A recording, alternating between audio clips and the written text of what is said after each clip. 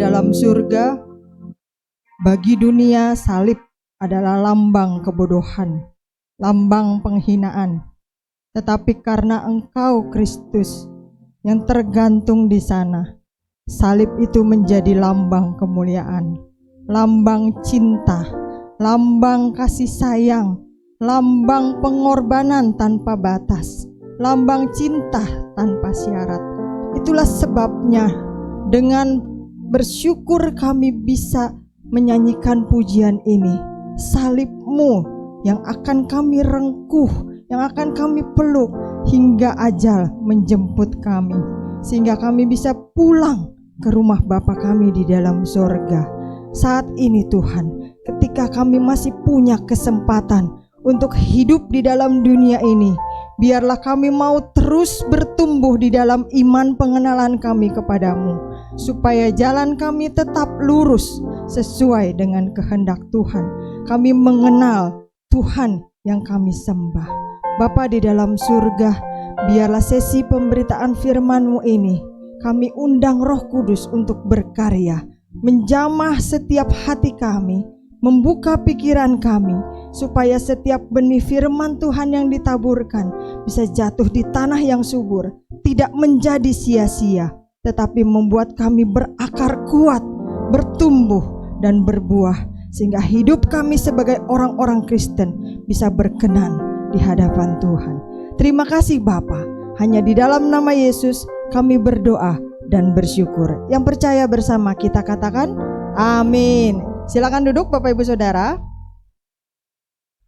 Selamat pagi. Sebentar lagi kita akan masuk bulan puasa begitu ya Bapak Ibu Saudara.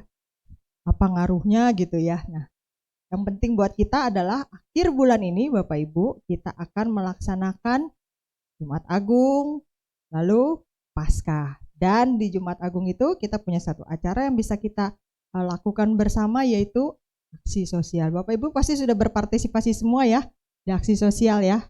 Kalau ada yang belum, masih ada kesempatan. Bisa menghubungi Ibu Livi, bisa menghubungi Ibu Lumin. Nah, Bapak Ibu, hari ini kita belajar bagaimana Kristus menjadi pusat iman kita. Masih nyambung dari tema yang minggu lalu. Sebelumnya yuk kita baca dulu dari Kolose 1 ayat 24 sampai yang ke-29. Kita akan baca bersama-sama dari Alkitab cetak kita, dari gadget suci kita, dari apapun yang kita bawa. Kita bisa buka Kolose 1 ayat 24 sampai yang ke-29. Mari kita baca bersama-sama. Sudah ketemu semua ya Bapak Ibu ya. Oke, kita baca, kita keluarkan suara kita, karena iman timbul dari pendengaran dan pendengaran oleh firman Tuhan. 1, 2, 3. Sekarang aku bersuka cita bahwa aku boleh menderita karena kamu dan menggenapkan dalam dagingku apa yang kurang pada penderitaan Kristus untuk tubuhnya, yaitu jemaat. Aku telah menjadi pelayan jemaat itu sesuai dengan tugas yang dipercayakan Allah kepadaku untuk meneruskan firman-Nya dengan sepenuhnya kepada kamu, yaitu rahasia yang tersembunyi dari abad ke abad dan dari turunan ke turunan, tetapi yang sekarang dinyatakan kepada orang-orang kudus-Nya. Kepada mereka Allah mau memberitahukan betapa kaya dan mulianya rahasia itu di antara bangsa-bangsa lain, yaitu Kristus ada di tengah-tengah kamu. Kristus yang adalah pengharapan akan kemuliaan. Dialah yang kami beritakan apabila tiap-tiap orang kami nasihati dan tiap-tiap orang kami ajari dalam segala hikmat, untuk memimpin tiap-tiap orang kepada kesempurnaan dalam Kristus. Itulah yang kuusahakan dan kupergumulkan dengan segala tenaga, sesuai dengan kuasa-Nya yang bekerja dengan kuat di dalam aku. Terima kasih. Nah Bapak Ibu Saudara, surat Kolose ini ditulis oleh Rasul Paulus sekitar tahun 60-an sesudah Yesus Kristus. Nah, tapi Paulus kemungkinan tidak pernah mengunjungi jemaat Kolose ini. Namun Paulus mendengar dari Epafras yang merintis jemaat Kolose bahwa jemaat ini telah dipengaruhi dengan ajaran sesat yang berusaha mengalihkan mereka dari iman kepada Kristus, yang berusaha memecah pusat mereka, konsentrasi mereka, fokus mereka, tujuan mereka dari yang harusnya lurus kepada Kristus, itu didistract, diganggu, dipecah, dialihkan ke arah yang lain. Nah, ajaran sesat waktu itu terdiri dari perpaduan filsafat Yunani, hukum Taurat legalistik, dan mistik timur. Jadi membuat bingung. Dan sekarang ini Bapak Ibu Saudara, sebagai orang-orang Kristen, kita juga tidak lepas dari berbagai ajaran, aliran, atau apapun yang mencoba mengalihkan kita dari pusat kita, pusat iman kita kepada Kristus. Nah, ajaran sesat itu biasanya mencoba menolak keilahian Kristus, mencoba mengalihkan kita dari pikiran bahwa Yesus Kristus adalah 100% Tuhan dan 100% manusia. Pada waktu itu juga terjadi demikian. Oleh sebab itulah Rasul Paulus menulis surat ini kepada jemaat di Kolose. Makanya disebut kitab Kolose, karena surat Paulus kepada jemaat Kolose. Untuk apa? Menolong jemaat ini kembali mengenali, menyadari, dan menangkal ajaran sesat ini. Kalau kita tidak tahu mana yang benar, maka kita juga tidak bisa mengerti mana yang salah. Karena kita tahu Kristus itu yang benar, sehingga kita tahu segala sesuatu yang bertentangan dengan Kristus pasti salah. Nah, masalahnya, apakah kita sebagai orang Kristen, kita sudah yakin, kita sudah pasti bahwa Kristus harus menjadi pusat dari iman kita? Atau jangan-jangan kita pikirannya masih bercabang, iman kita masih bercabang, Kristus hanya menjadi salah satunya, bukan satu-satunya. Nah, sebagai orang Kristen, sekali lagi saya katakan, Kristus harus menjadi pusat dari iman kita. Tidak ada pilihan lain, mutlak. Bahkan bukan cuma dari iman kita Bapak Ibu Saudara, tapi dari pusat kehidupan kita. Semua aspek hidup kita harus berpusat pada Kristus. Nah, Kolose 1 ayat 24 sampai 29 yang tadi sudah kita baca bersama-sama, menjelaskan kepada kita, kenapa harus Kristus? Kenapa bukan yang lain?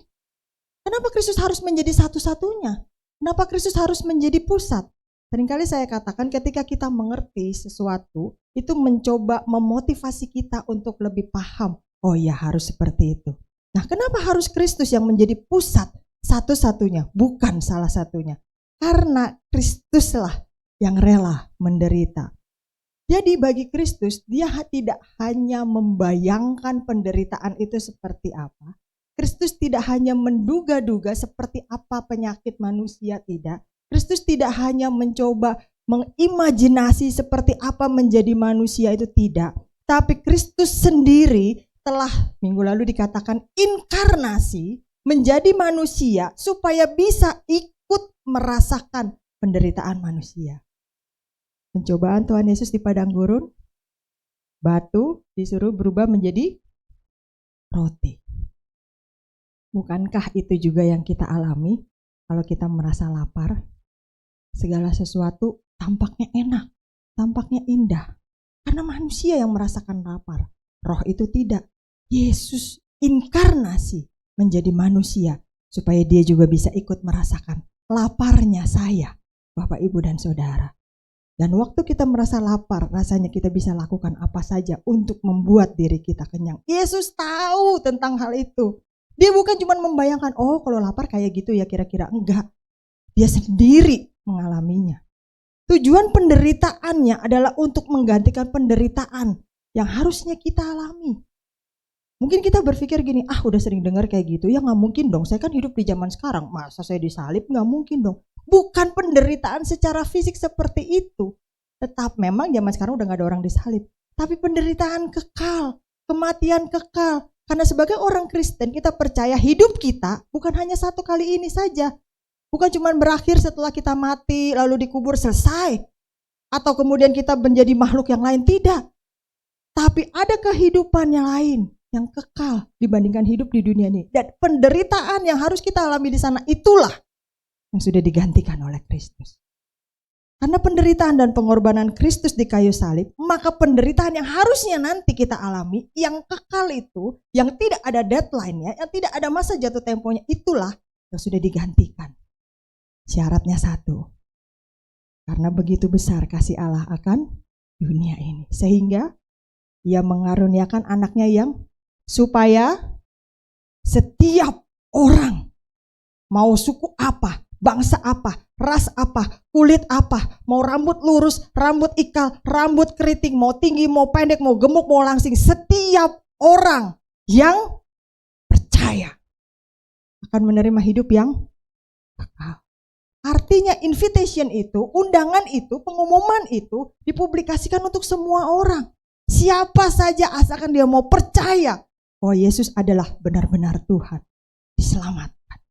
Penderitaan itu, hukuman itu sudah ditanggungkan oleh Kristus. Kalau di dalam hidup yang sekarang ini kita percaya sama Dia. Artinya punya modal dulu buat hidup yang akan datang. Mau bertobat sekarang, bukan nanti. Telat, Bapak Ibu Saudara. Ingat kisah Lazarus, pengemis yang miskin dengan orang kaya? Waktu mereka sama-sama mati, orang kaya itu bilang apa? Masuk ke tempat yang panas, kirimkanlah Lazarus untuk kasih tahu 5 lagi saudaraku. Dia bilang, gak bisa, udah telat. Artinya selama kita masa hidup ini latihan kita, persiapan kita. Buat apa? Buat hidup yang kekal. Nah, kenapa Kristus sampai rela disalibkan dan menderita menggantikan kita? Apakah dia sosok yang sok jagoan, selalu pengen tampil menjadi pahlawan? Apakah dia sosok yang ingin melakukan hal-hal yang heroik saja? Atau mungkin sosok yang gila hormat, gila pujian, sehingga dia selalu mau membahayakan dirinya, melakukan sesuatu yang orang lain tidak mau lakukan, supaya dia mendapatkan pujian untuk dirinya? Tidak, Bapak Ibu Saudara.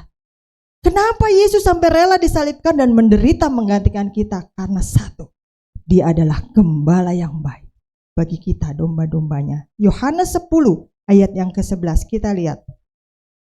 Yohanes 10 ayat yang ke-11. Sudah ketemu? Boleh saya minta tolong Diaken Pur membacakan bagi kita semua? Yohanes 10 ayat yang ke-11. Yohanes 10 ayat ke-11. Demikian firman Tuhan. Akulah gembala yang baik. Gembala yang baik memberikan nyawanya bagi domba-dombanya. Ya, terima kasih. Gembala yang baik, syaratnya apa? Memberikan nyawanya bagi domba-dombanya. Yesus adalah gembala yang baik. Dan dia membuktikan dengan memberikan nyawanya bagi kita semua. Yang kedua, kenapa Yesus rela disalibkan? Dia bukan pahlawan kesiangan, tapi karena Yesus adalah sahabat yang paling setia bagi saya, Bapak, Ibu, dan Saudara, orang-orang yang berdosa. Kenapa disebut sahabat? Yohanes 15 ayat yang ke-13. Boleh saya minta tolong Bapak Teguh membacakan bagi kita semua?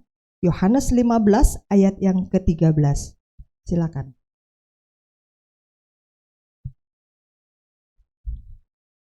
Yohanes 15 ayat 13. Tidak ada kasih yang lebih besar daripada kasih seorang yang untuk sahabat-sahabat. Ya, terima kasih. Mungkin di dalam hidup ini kita punya banyak sekali kenalan. Lebih sedikit lagi punya banyak teman. Lebih sedikit lagi punya sahabat. Lebih sedikit lagi punya hopeng, besti, sahabat yang benar-benar baik. Di dalam suka dan duka enggak cuma happy-happy doang. Yesus adalah sahabat yang tidak pernah meninggalkan kita. Betapapun berdosanya kita, betapapun bersalahnya kita, betapapun seringkali kita tidak berdoa, kita malas ibadah, kita tidak baca Alkitab, kita jatuh di dosa yang sama berulang-ulang, Yesus tidak pernah meninggalkan kita. Manusia bisa menghakimi kita, lu mah kartu mati, udah gak bisa berubah, dari dulu emang anak sial, tuh di Kuamia juga jelek, lu mah udahlah, ini mah cacat di dalam keluarga. Yesus gak pernah menghakimi kita seperti itu. Dia sahabat yang mendampingi kita, orang-orang berdosa. Dia tahu kelemahan kita, tapi justru dia tetap setia ada di samping kita. Tidak ada kasih yang lebih besar dari seorang sahabat yang memberikan nyawanya bagi sahabatnya. Nyawanya aja dia berikan, masa yang lain dia gak kasih? Itu suatu bukti dia benar-benar mau jadi sahabat kita. Yang ketiga, kenapa Yesus rela disalibkan dan menderita menggantikan kita? Efesus 1 ayat yang ke-7. Efesus 1 ayat yang ke-7. Boleh saya minta tolong Diaken Shanti Devi membacakan bagi kita semua? Efesus 1 ayat yang ke-7. Efesus 1 ayat 7. Sebab di dalam Dia dan oleh kita beroleh penebusan, yaitu pengampunan dosa menurut kekayaan kasih karunia. Iya, terima kasih. Jadi alasan ketiga, kenapa Yesus mau rela menderita menggantikan kita? Sekali lagi, bukan pahlawan kesiangan atau sosok yang sok-sokan melakukan hal heroik. Karena Yesus paham betul Bapak Ibu Saudara, bahwa hanya melalui darahnya yang kudus, tidak berdosa, tidak bercela, yang mampu memberikan pengampunan bagi kita orang-orang berdosa. Karena tidak ada yang lain yang bisa mensubstitute, yang menggantikan darah Kristus yang kudus itu. Tidak ada. Sehingga dia tahu hanya dia yang bisa memberikan pengampunan, dia yang maju, merelakan dirinya supaya kita semua beroleh penebusan, pengampunan dosa. Nah, Bapak Ibu Saudara, kalau itu berbicara tentang masa yang akan datang, penghakiman yang akan datang, penderitaan yang akan datang di masa kehidupan setelah kematian atau setelah kedatangan Tuhan, bagaimana dengan penderitaan yang kita alami di dunia ini? Bukankah selama kita hidup kita juga merasakan sakit, betul ya? Merasakan lapar, merasakan bokek mungkin, merasakan haus, merasakan penderitaan, masalah, tantangan, pergumulan, banyak hal yang gak enak juga selama kita hidup di dunia ini. Apakah berarti Kristus tidak mendampingi kita? Tidak. Ketika kita ada di dalam dunia ini pun, dia tetap mendampingi kita. Bukan dia tunggu di ujung jalan, nanti ketemu ya di tikungan ya, di pengkolan ya, nanti jalan sendiri ke sana. Tidak. Yesus tetap mendampingi kita selama kita hidup. 1 Korintus 10 ayat yang ke-13 berkata apa? Sudah ketemu? Kita baca sama-sama. 1 Korintus 10 ayat 13. 1, 2, 3. Pencobaan-pencobaan yang kamu alami ialah pencobaan-pencobaan biasa yang tidak melebihi kekuatan manusia. Sebab Allah setia dan karena itu Ia tidak akan membiarkan kamu dicobai melampaui kekuatanmu. Terus pada waktu kamu dicobai, Ia akan memberikan kepadamu jalan keluar. Sehingga, amin Bapak Ibu Saudara, Dia bukan Tuhan yang meninggalkan kita begitu aja nanti ketemu ya setelah kematian, tidak. Dia bukan Tuhan yang bilang oke percaya saja nanti selanjutnya kerja sendiri, tidak. Pencobaan-pencobaan yang kita alami berbeda-beda. Yang saya alami dengan Bapak Ibu Saudara alami pasti berbeda-beda. Setiap kita punya battle kita sendiri, punya peperangan kita sendiri, punya pergumulan kita sendiri. Tapi Alkitab mengatakan tidak akan pernah melebihi kekuatan kita. Selain itu masih ada backingnya. Allah setia dan karena Dia setia, Dia akan menjaga supaya pencobaan itu tidak akan pernah melampaui kekuatan kita. Setiap kita. Dan pada waktu kita dicobai ada lagi bonusnya. Dikasih jalan keluar supaya kita bisa menanggungnya. Jadi artinya Bapak Ibu Saudara, seberapa berat pun penderitaan kita, sakit, penyakit, masalah, tantangan, pergumulan selama kita hidup di dunia ini, pasti kita bisa menanggungnya. Karena apa? Yesus berjanji menyertai kita, memberikan jalan keluar.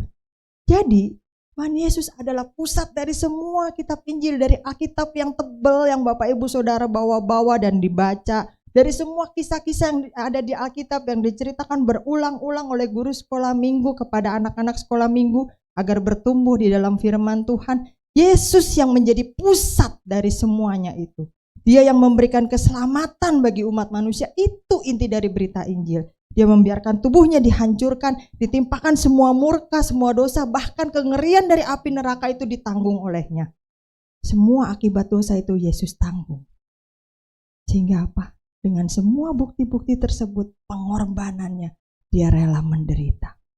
Karena Yesus yang harus menjadi pusat iman kita untuk mendapatkan kepercayaan kita. Setelah semua yang Dia lakukan, harusnya Dia memang pantas menjadi pusat iman kita.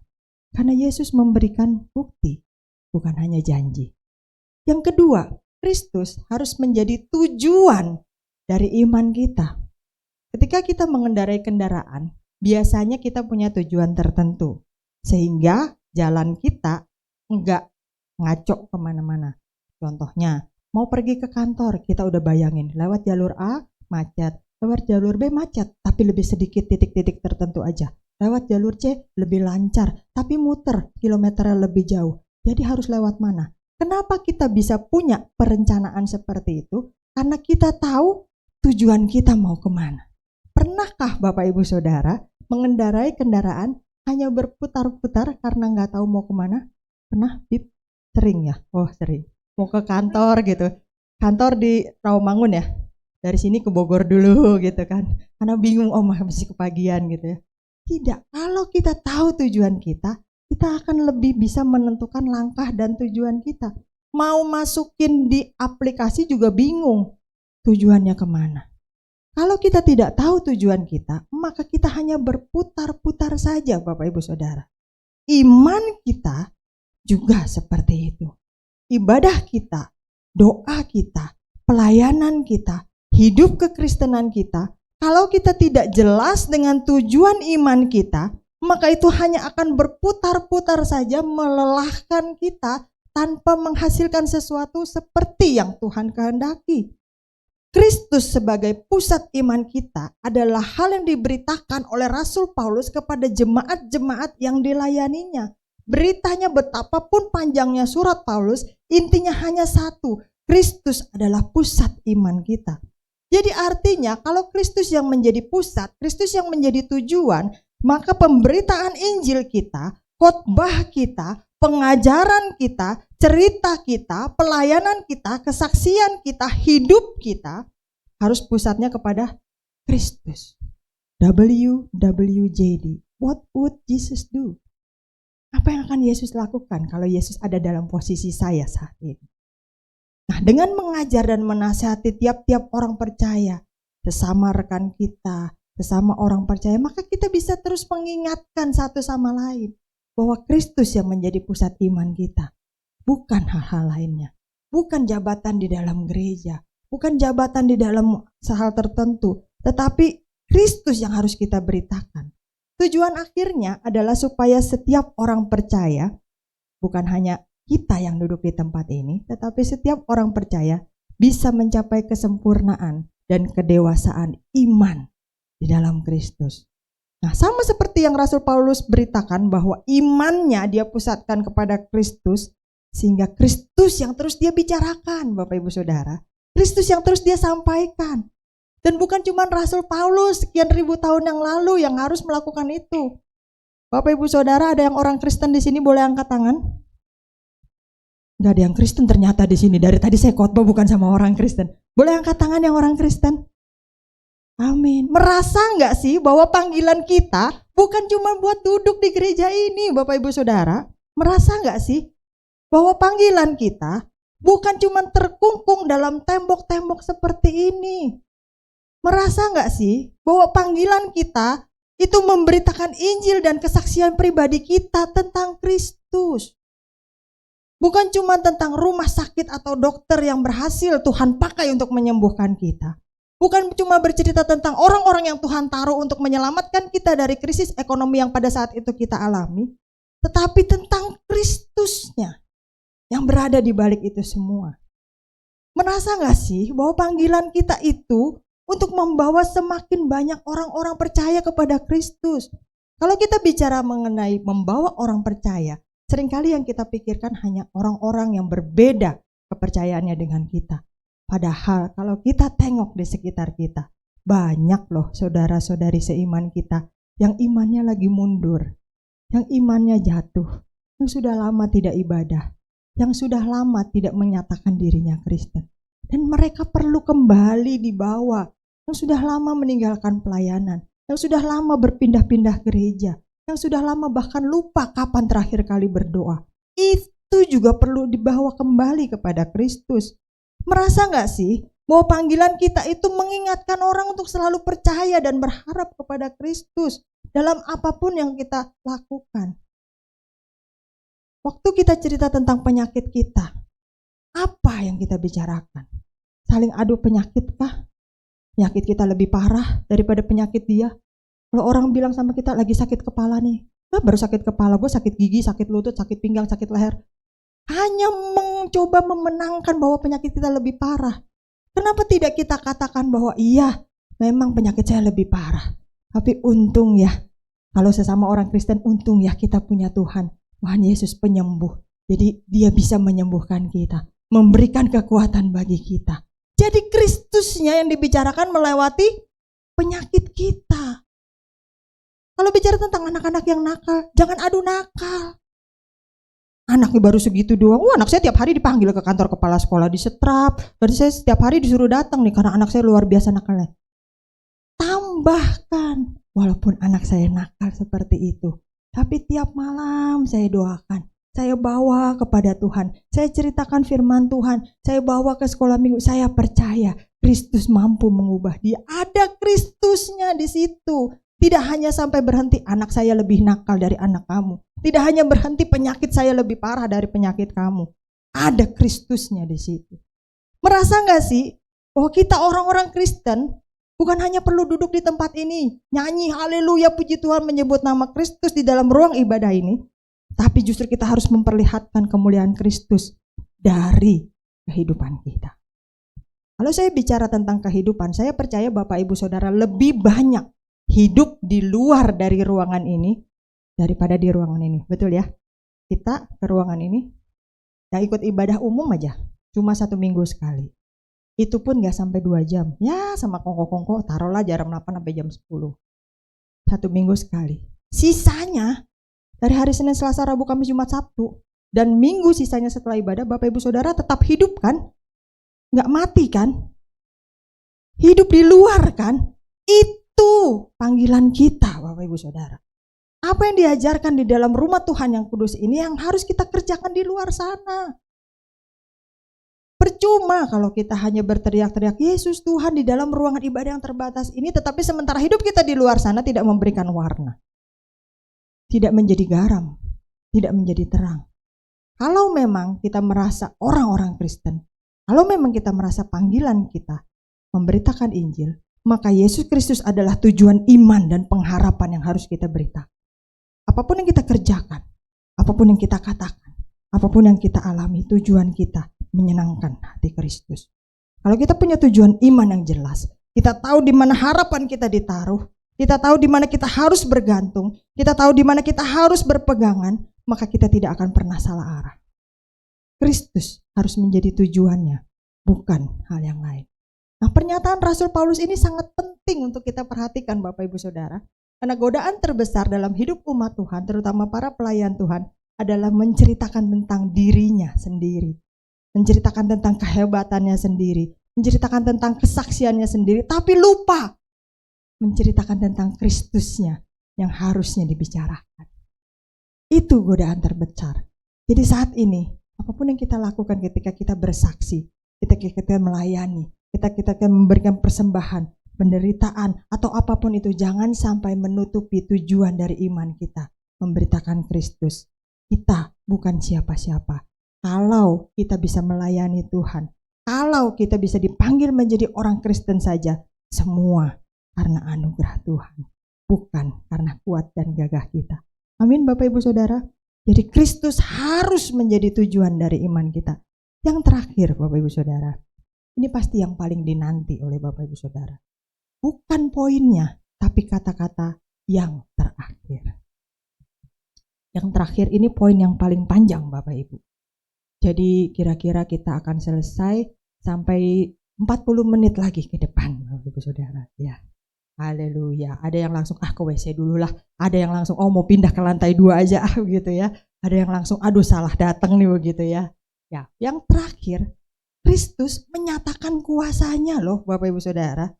Kristus adalah pusat iman kita yang punya otoritas, punya kuasa, punya wewenang atas segala sesuatu. Dia tidak berkuasa cuma atas orang Kristen doang, enggak.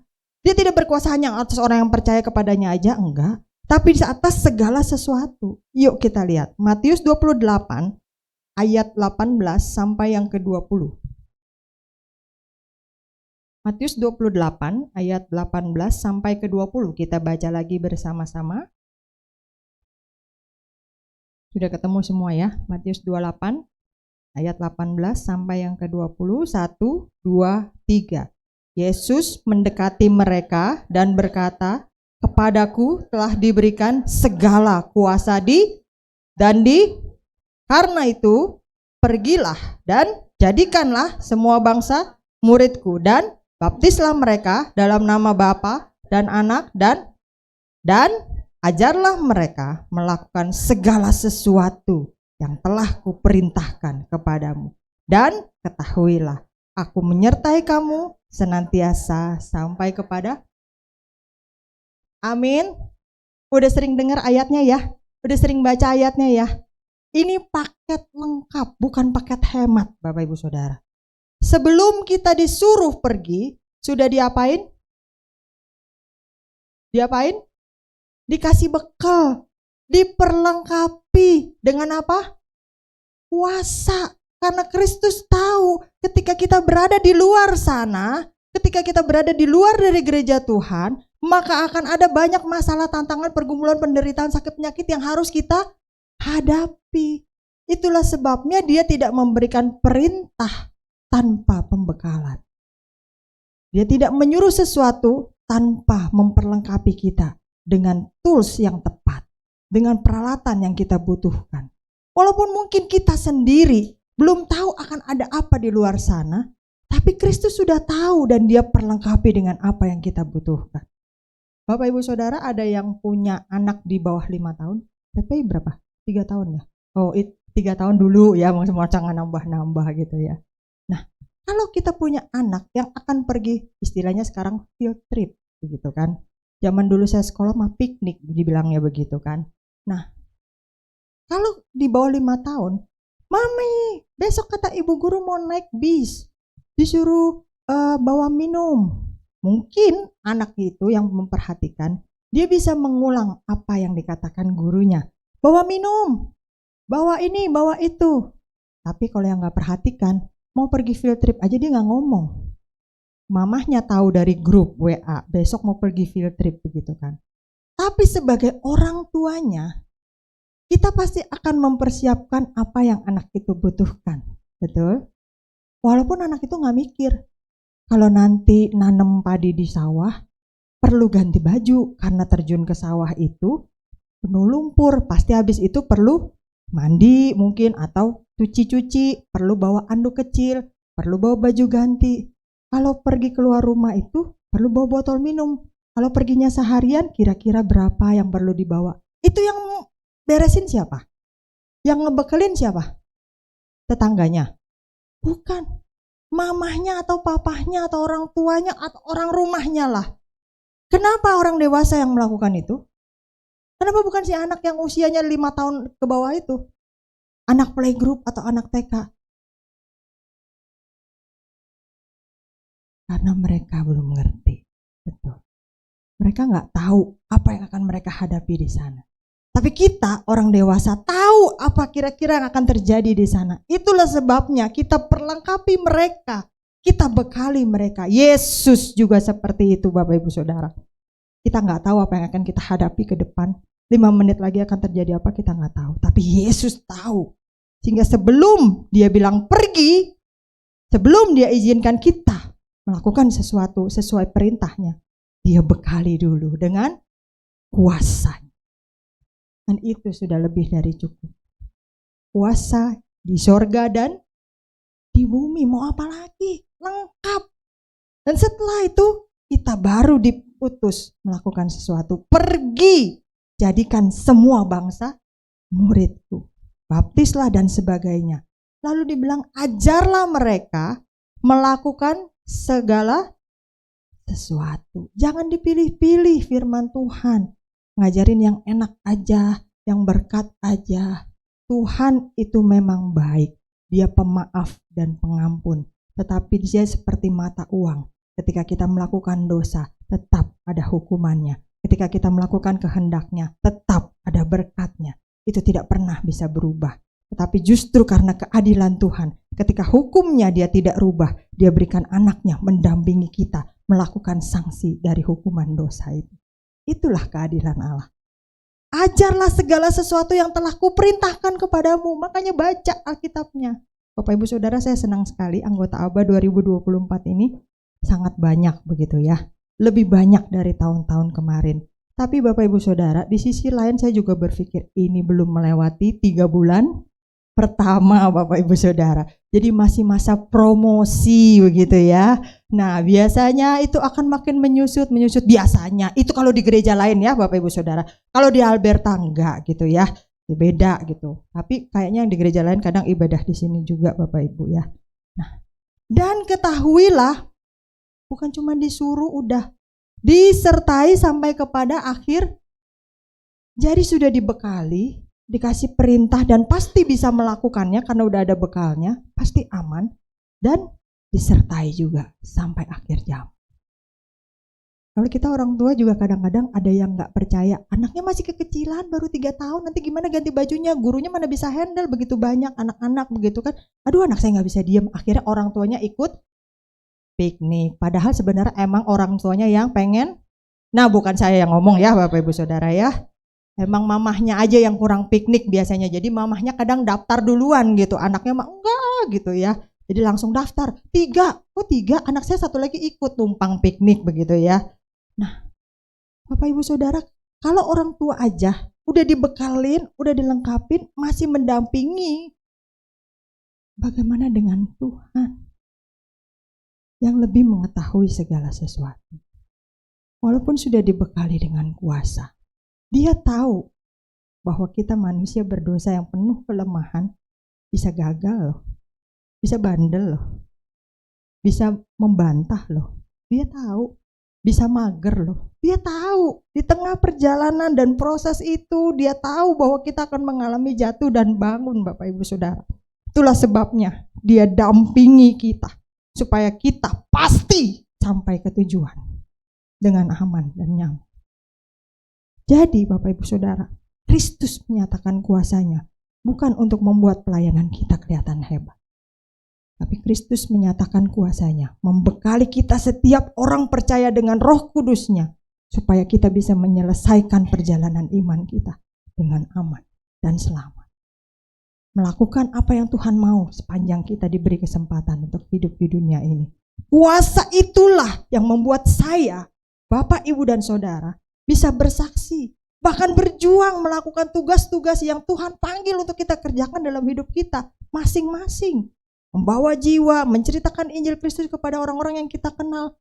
Karena seringkali kepada orang yang kita kenal, yang kita omongin bukan Kristus. Yang kita omongin bisnis, makanan, dan hal-hal lainnya, anak, keluarga. Kita lupa bahwa justru orang-orang yang sering ketemu dengan kita itulah, mungkin mereka belum pernah mendengar Injil atau perlu kembali diingatkan kepada Kristus. Dengan kuasa itulah kita berjuang untuk hidup kudus, Bapak Ibu Saudara, mematikan dosa dalam hidup kita, sehingga kuasa itu bisa bekerja dengan penuh. Dengan kuasa itulah kita bisa memberitakan Injil kepada banyak orang. Supaya apa?